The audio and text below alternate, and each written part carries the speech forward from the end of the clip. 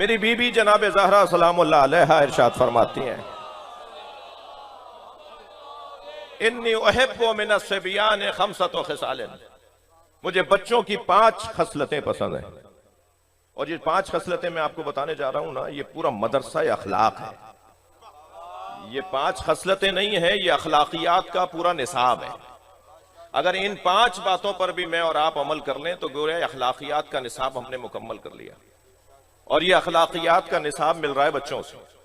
मेरी भी खुशकिस्मती है, इस वक्त बच्चों की तादाद खासी है। ये बहुत गौर से, इस तरफ वाले बच्चे तो मुसलसल मुझे बड़ी गौर से सुन रहे हैं, ये वाले भी बड़ी तवज्जो से देख रहे हैं। तो मैं थोड़ी देर इनके साथ रहना चाहता हूं। बीबी फरमा रही है, मुझे बच्चों की 5 खसलतें पसंद हैं। अल अव्वल इन्नहुम अल वाकून, पहली खसलत सिफत मुझे बच्चों की ये अच्छी लगती है कि ये रोते ज्यादा है।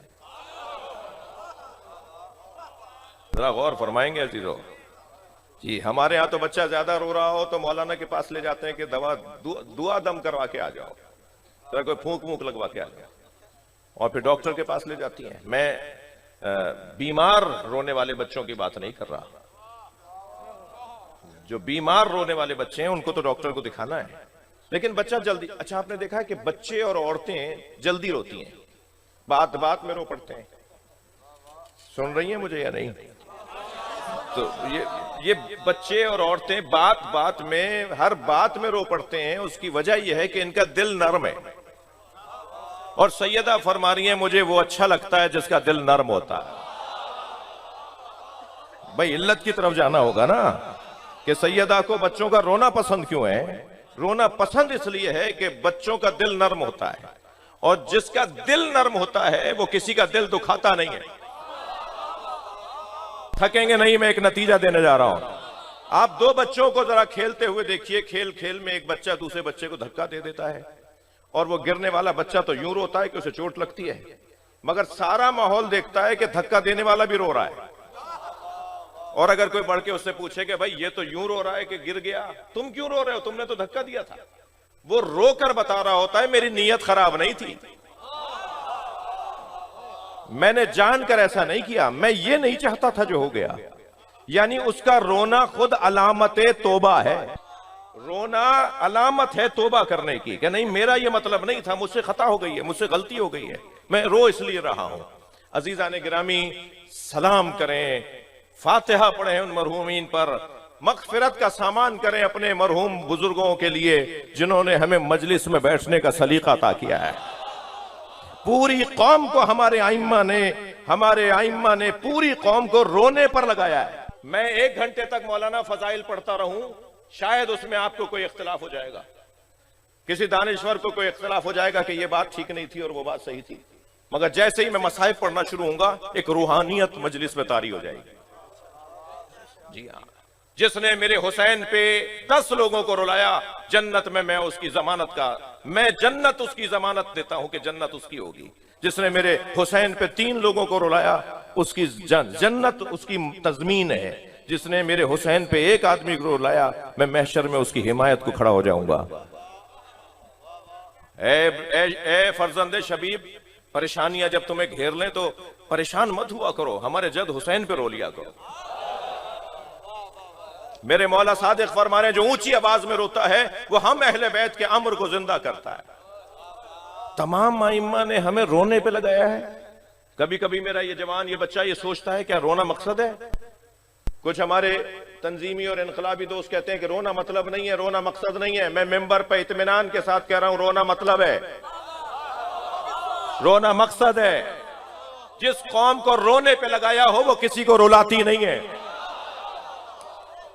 लिहाजा सबसे अच्छी तस्वीर मुसलमानों में अज़ादारों की है।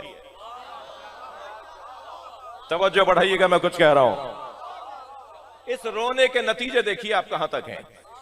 मुसलमानों में सबसे अच्छी तस्वीर हुसैन मौला के अज़ादारों की है, इसलिए कि रोने वाला किसी को रुलाता नहीं है, कहीं जाके फटता नहीं है, किसी का गला काटता नहीं है, किसी का घर उजाड़ता नहीं है। तुम हमें मारते रहो, हम हुसैन पे रोकर सब्र का मुजाहरा करेंगे। मुस्तकबिल हमारा है,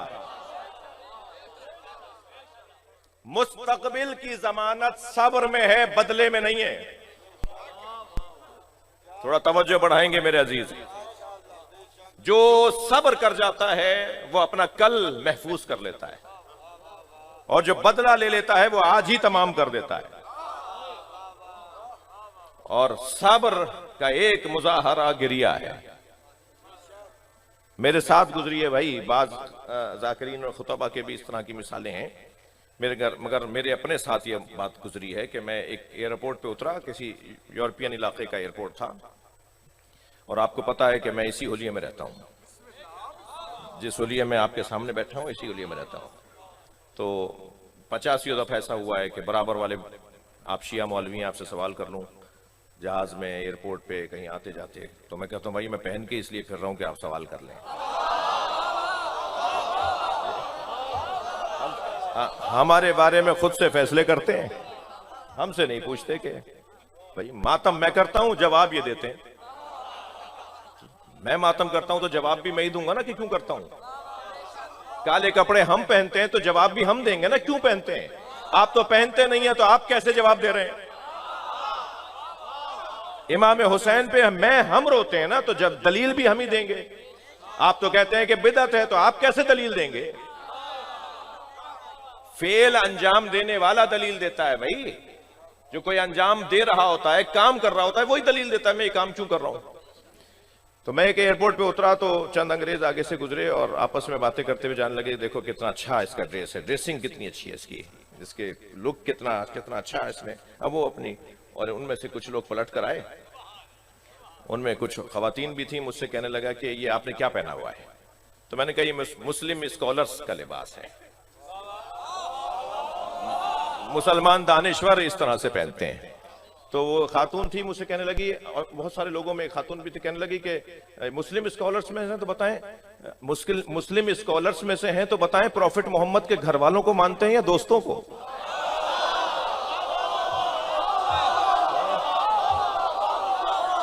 मैंने कहा हम प्रॉफिट मोहम्मद के दोस्तों का एहतराम करते हैं, इताअत घर वालों की करते हैं। सलावत पढ़ लें मोहम्मद व आले मोहम्मद। जी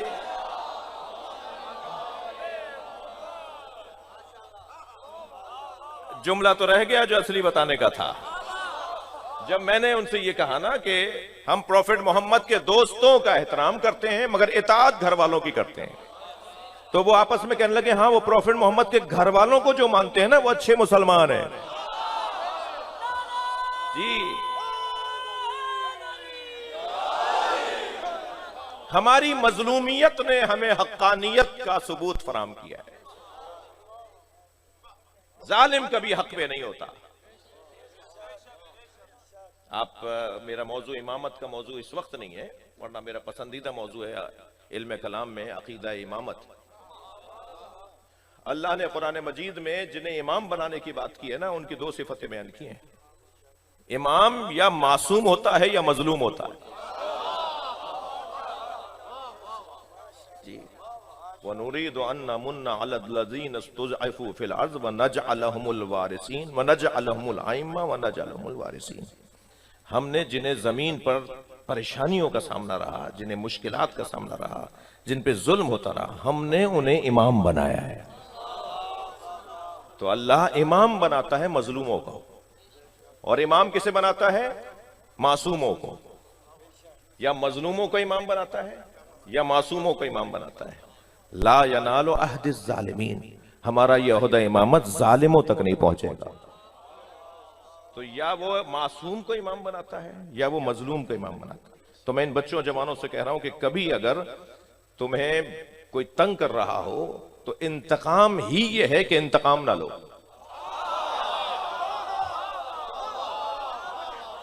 थक रहे हैं आप मेरी बातों से। मजा देखना उसका, फिर जायका देखना कि जायका क्या आएगा। सबसे बड़ा इंतकाम यह है कि इंतकाम ना लिया जाए। वक्त गुजर जाता है, एक जैसा नहीं रहता भाई, मगर कल उसका होता है जो मजलूम है। मुझे और आपको अल्लाह का दुगना शुक्र करना चाहिए, औरों से ज्यादा करना चाहिए, इसलिए कि हम वो हैं कि जिनका मुस्तकबिल अच्छा है। अल्लाह ने हमारे मुस्तकबिल को अच्छा बनाया है। हमारा मुस्तकबिल अच्छा है इसलिए कि इमाम मेहदी हमारे हैं,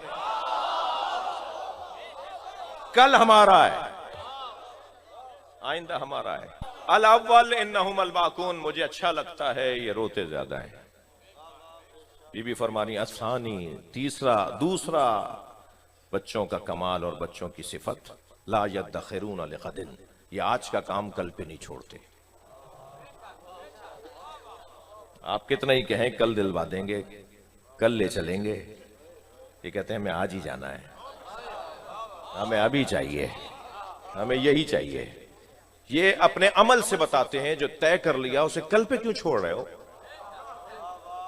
या आज का काम कल पे क्यों ले जा रहे हो? जब तय हो गया तो आज ही करके दिखाओ। अस्सालिस यजतमऊना अला तुराब, मुझे अच्छा लगता है कि मट्टी पे बैठ जाते हैं, इनके वजूद में तकब्बुर नहीं है, ये अनानियत के कायल नहीं है। माँ उजले से कपड़े पहनाती है, बालों में कंघा करती है, पाउडर वाउडर खुशबू लगाती है और बच्चे को तैयार करती है, कुछ ही देर में मट्टी में हटा हुआ घर में आता है। अरे भाई क्या हो गया था? कह रहे बाहर गए थे, वो सारे भाई खेल रहे थे, सारे बच्चे खेल रहे थे, हम भी, वो बजरी पड़ी हुई थी, बराबर वालों का घर बन रहा है, तो हम भी उसके ऊपर बैठ गए और कपड़े सारे मट्टी में हो गए। तो अम्मा कहती है मैंने तो तुम्हें इतने अच्छे कपड़े पहनाए थे, तुमने मट्टी पे जाके क्यों बैठ गए? तो अब बच्चे से कहना फजूल है, इसलिए कि इसके मिजाज में खाकसारी है, इसके मिजाज में तवाज़ो है। यकीन जानिए अजीजों, अल्लाह मुतकब्बिरों को पसंद नहीं करता। मुझे मेरी किस्मत अच्छी है कि जवानों की तादाद ज्यादा है, मैं इनसे प्यार से, मोहब्बत से, अपनाइयत से, मैं इनसे अपना बच्चा भाई बेटा समझ के बात कर रहा हूं कि तय करो कि तकब्बुर नहीं करना। अपने जहन की लुगत से एक जुमला निकाल दो जो इस वक्त बहुत ज्यादा बढ़ता जा रहा है, और वो जुमला है मुझे नहीं जानते मैं कौन हूं। यहां स्काउट का जवान चेकिंग कर रहा है बेचारा, सुबह से शाम तक, बड़ी मजलिसों में तो वो सुबह से शाम तक उठक बैठक करता है, बॉडी सर्च कर रहा होता है आने वालों की जी, और वो उसे तो कोई चाय पानी भी नहीं पूछता, उसका मुंह खुश्क हो रहा होता है, उसका ब्लड प्रेशर लो हो रहा होता है। बाद बच्चे तो गिर पड़ते हैं सुबह से शाम बड़ी मजलिसों में, स्काउट्स के जवान, उनके साथ कोई खास मोहब्बत का इजहार भी नहीं हो रहा होता, और जब वो चेक करने के लिए आगे बढ़ता है तो कहता मुझे नहीं जानते मैं कौन हूं। अरे भाई इसका तो शुक्रिया अदा करो, ये अपनी ड्यूटी कर रहा है, तुम उल्टा उससे कह रहे हो मुझे नहीं जानते मैं कौन हूं। अब अगर किसी पुलिसमैन ने, किसी एहलकार ने, किसी गार्ड ने, किसी मुहाफिज ने पूछ लिया आप कौन है, शनाख्ती कार्ड दिखाइए, तो उसे कहते हैं मुझे नहीं जानते मैं कौन हूं। अगर कोई हिफाजती इदारे का एहलकार ड्यूटी कर रहा है तो हमें तो खुश होना चाहिए, पाकिस्तान में कोई ड्यूटी भी करता है। मैं आपको एक जवानों को एक जुमला दे रहा हूं, पहले तो अपने जहन से ये जुमला निकाल दो कि मुझे नहीं जानते मैं कौन हूं। ये तकब्बुर का जुमला है, ये हुसैनियों का जुमला नहीं है, ये खाकसारों का जुमला नहीं है, ये जमीन पे बैठने वालों का जुमला नहीं है। ये वायरस कहीं और से आया है, ये बीमारी तकब्बुर की कहीं और से आई है। आपको मैं एक जुमला कह रहा हूं, अगर आपसे कोई कहे मुझे नहीं जानते मैं कौन हूं, तो उसको पहला जुमला ये कह दो तुम खुद अपने आप को नहीं जानते कि तुम कौन हो। अगर तुम अपने आप को जानते होते ना तो कभी भी तकब्बुर नहीं करते। फिर मुझे याद आ रहे हैं अपने बुजुर्ग जिन्होंने हमें आजादारी सजा के दिए है, उनके लिए दुआएं करें, उनके लिए उनका एहतराम करें बुजुर्गों का। हमें जमीन पर बैठने की मशक रोजाना करवाई जाती है। ये कारपेट अगर ये अपने बच्चे की शादी में हमें इस पे बैठा देते ना तो हम नहीं बैठते, लेकिन मजलिस अज़ा के कारपेट पे बैठ गए जी। हम किसी के घर भी जूते उतार के नहीं जाते भाई। पाकिस्तान में कुछ बड़े लोग हैं, पीर साहिबान हैं, जिनके यहाँ जूते उतार के उनके मुरीद अंदर जाते हैं। हम किसी के घर जूते उतार के नहीं जाते, मगर हुसैन के घर जूते उतार के आते हैं। हम सब जूतियां उतारे बैठे हैं ना, मुझे हाँ ना के जी गर्दन हिलाइए थोड़ी सी। हम सब जूतियां उतार के मजलिस में बैठे हैं ना। मौला अली ने जूतियों का नाम दुनिया रखा है। हम अपनी दुनिया बाहर छोड़ कर आते हैं। कोई होगा भाई बाहर, कोई होगा 200 एकड़ का जमींदार, ऐसे ही है ना। हम बाहर होंगे, कोई 2 करोड़ की गाड़ी में आए होंगे, मगर यहां हुसैन के फकीर हैं। बाहर किसी फैक्ट्री के मालिक होंगे, मगर यहां इमाम हुसैन के फकीर हैं। ये बार बार हमारी अना को मिटाने का जो जरिया है वो मजलिस अज़ा है। बाहर जाके आप बात कर लीजिएगा जो करनी है आपको, लेकिन यहां सब फकीर बैठे हैं। एक मजलिस में एक फैक्ट्री का मालिक, जिसकी फैक्ट्री में 2000 मजदूर काम करते हैं, वो बैठा हुआ था कि उसी की फैक्ट्री का एक मजदूर कूदता फांदता उसी के आगे आगे बैठ गया, और बैठते बैठते भी बेख्याली में लात मार दी, अपने ही मालिक को पैर लात मार दी। उसने जो झुककर देखा कि देखो ये कौन है, तो इसी का मजदूर निकला। तो जहन में ख्याल आने लगा कि इसे डांट के कहे पीछे जाओ, यहां क्या बैठ गए, तुम्हें नजर नहीं आ रहा। फौरन इमाम हुसैन ने ख्याल डाला ये तुम्हारा नौकर नहीं है, ये इसकी तरह तुम भी मेरे फकीर हो, तुम्हारी तरह ये भी मेरा फकीर है। ये खाकसारी, ये तवाज़ो, ये बच्चों में जो पाई जाती है वो हमें मश्क करवाई जा रही है मजलिस अज़ा में। अस्सालिस यज्तमिऊन अला तुराब अर्राबे यामुरून सुम्मा यखरिबून। मट्टी के खिलौने बनाते हैं, घरौंदे बनाते हैं, छोटे छोटे घर बनाते हैं, गाड़ियां बनाते हैं मट्टी से, चीजें बनाते हैं मट्टी से, और उसके बाद जब दिल भर जाता है तो लात मार के तोड़ देते हैं। मुझे अच्छा लगता है, बीबी फरमा रही मुझे अच्छा लगता है, बच्चे मट्टी के खिलौने बनाकर खेलने के बाद उन्हें लात मार के तोड़ देते हैं। मुमकिन है कोई कहे मौलाना बात तो बड़ी अच्छी कर रहे थे मगर समझ में यूं नहीं आई कि आज तो इलेक्ट्रॉनिक खिलौनों का जमाना है, आज बच्चे मट्टी के खिलौने से नहीं खेलते। तो भाई बच्चा बदला या खिलौना? बच्चा नहीं बदला। कोई घर नहीं है जिस घर में सेल वाला खिलौना, इलेक्ट्रॉनिक वाला खिलौना 1 महीने से ज्यादा चलता हो, ये उसे तोड़ देता है। खेलने के बाद उसको खोलने की कोशिश करता है, फिर इससे जुड़ता नहीं है, और फिर वो किसी टोकरी में किसी डस्टबिन में पड़ा हुआ होता है। बच्चा अपने खिलौनों को तोड़ने का मिजाज रखता है, इसलिए कि बच्चे की सारी दुनिया उसका खिलौना है। और मौला अली फरमा रहे हैं ये दुनिया तुम्हारे इस्तेमाल की शय है, तुम्हें कहीं इस्तेमाल न कर जाए। और 5वीं सिफत तो क्या कहना, अभी भी फरमाती हैं 5 अल-खामिस यख्तसिमून बिगैर हिक़्दिन। थके भी तो नहीं है आप? मुझसे आप मुतमईन है बात आगे बढ़े? बीबी फरमा रही हैं यख्तसिमून बिगैर हिक़्दिन, ये लड़ते हैं मगर दिलों में कीना नहीं रखते। इनमें लड़ाइयां होती हैं मगर दोबारा बैठ जाते हैं। बड़े लड़ लेते हैं आपस में बच्चों की वजह से। चाचा ताया ने मरना जीना उठा लिया जिन बच्चों की वजह से वो दोबारा खेल रहे थे। अरे भाई तुम्हारी वजह से तो मरना जीना उठा के आ गए, तुम दोबारा खेल रहे हो। ये बच्चे अपने अमल से बताते हैं कि हम लड़े थे मगर कीना परवर नहीं है, दोस्ती हो गई। अजीजों, हमारी कौम की कुछ कमजोरियां ज़िम्नन बयान हो गई हैं। सलवात पढ़ ले मोहम्मद व आले मोहम्मद।